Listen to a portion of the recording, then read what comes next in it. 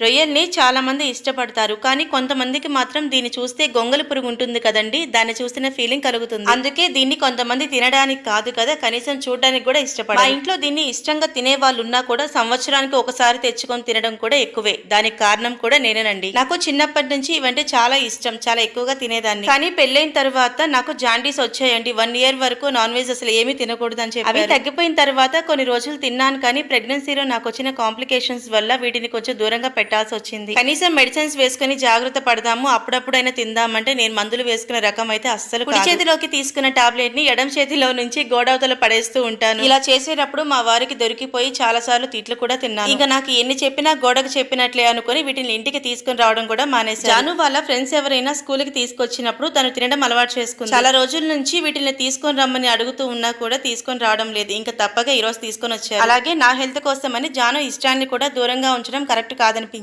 ఒకవైపు వీటిని వండుతూ ఉంటే మరోవైపు ఎప్పుడెప్పుడు కడుపులోకి వేసేద్దామా అన్న ఫీలింగ్ కలిగింది. కానీ నా హెల్త్ కూడా నాకు ముఖ్యమే కదా, అందుకే బలవంతంగా కంట్రోల్ చేసుకున్నాను. ఎంతైనా ఇష్టమైన ఫుడ్ కళ్ళ ముందే ఉంటే తినకుండా ఉండడం చాలా కష్టం కదండి, కానీ నాకు తప్పదు. ఈ వీడియో మీకు నచ్చితే లైక్ అండ్ సబ్స్క్రైబ్.